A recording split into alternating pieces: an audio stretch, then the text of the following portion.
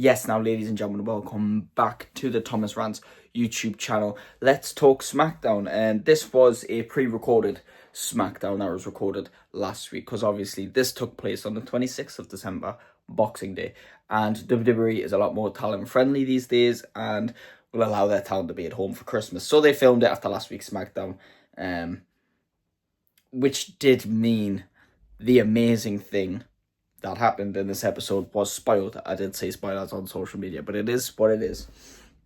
Opening up the show, we had, well, right, 2 seconds before it opened, we had The Miz saying to Nick Aldis, don't say his name. Obviously, he's been having a spat with Joe Hendry, and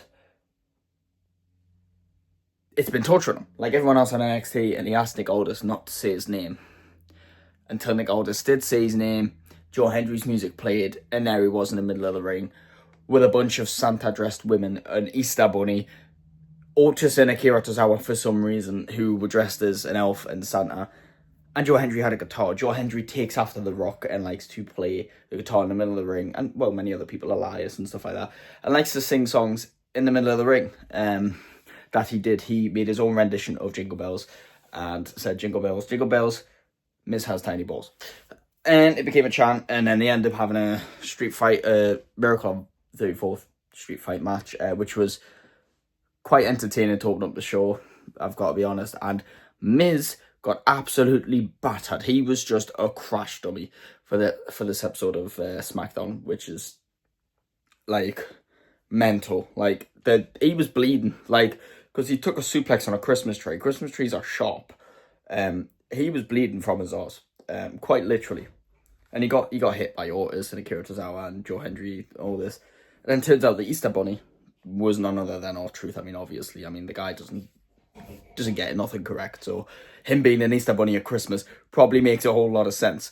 So yeah, that was a fun way to open up the show. Other things, we didn't have a whole lot, because this was obviously off the back of already having an episode of SmackDown live in the arena. They literally filmed it right after, so there wasn't a lot of matches. We had Charlotte Flair taking on Lash Legend last week. Lash Legend beat Alexa Bliss, but this time Charlotte Flair picked up the win. That was good momentum. That led to a big backstage brawl between Charlotte Flair, Alexa Bliss, Nia Jax, Lash Legend, Rhea Ripley, Io Sky, and the Kabuki Warriors.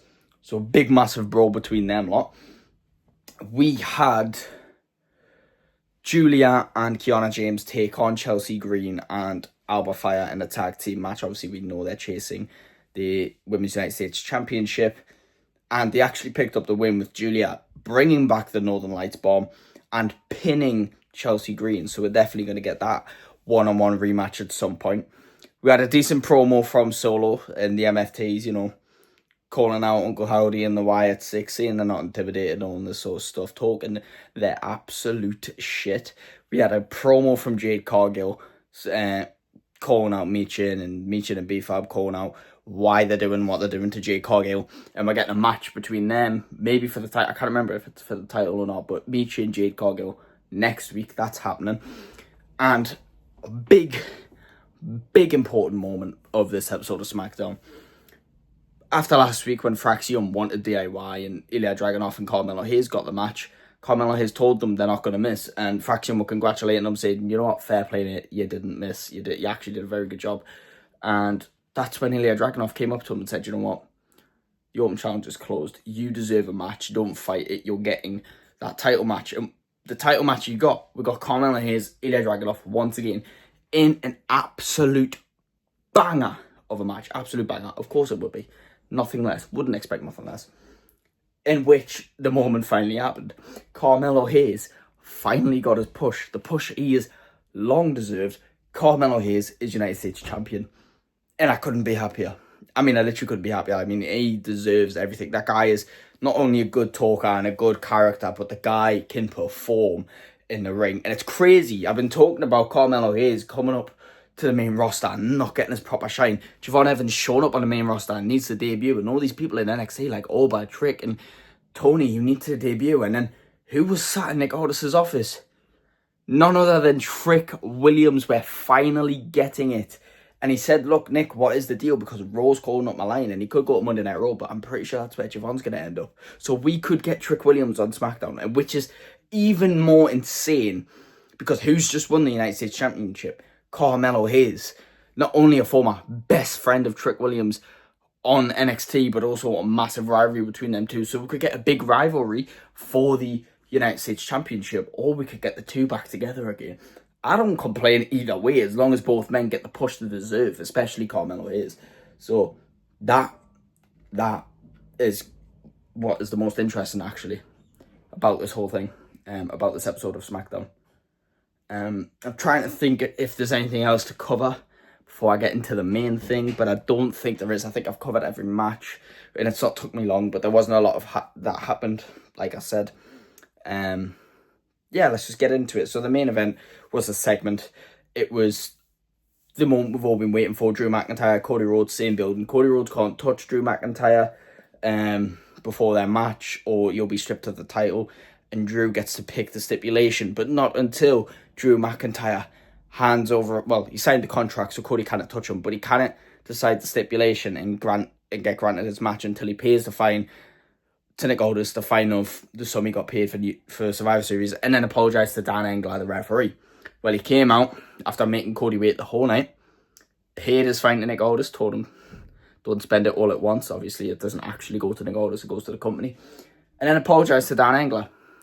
But once he'd done his apology and held up his end of the bargain, he had all the grounds to stand on, and then he decided to go in on Dan Engler, insulted how he wished it was his dream to be a wrestler and he wasn't good enough, so now he's a referee. Went in on his wife having to watch his husband do that on TV every week, and watch his husband get beat up by a man who she would call a real daddy, you know, because he's got kids of his own. And that's another thing. He went in on his kids. He berated the man, right? And this is when Cody Rhodes comes in. This is all mind games from Drew McIntyre, because he's trying to get in Cody's head. He wants Cody to hit him so Cody can be stripped of the title and Drew McIntyre can get what he wants. And Drew kept insulting him, kept pushing the heel, kept insulting Cody Rhodes, and then told her what the stipulation was. The stipulation, the return, and I don't know how long it's been since we've seen one of these, and I don't know, and obviously I've watched previous matches, but I don't know if in my time as a WWE fan watching the current product, I don't know if I've ever seen this stipulation being used yet. 3 stages of hell, like, it's been that long since this stipulation's been used. I actually can't remember how it works. I don't know if it's like, it's 3 matches and the most wins out of that wins, or if it's like the first 2 matches doesn't matter who wins, it's just whoever wins the third one. Can't remember how it works, but regardless, I'm excited because that is going to be a heater of a match. And it is time, and we've all said it, we've all manifested it, it's got to happen. It is time that Drew McIntyre wins that goddamn title. So many people I know think it's not going to happen, and I'm like, are you dumb? It is happening, believe me.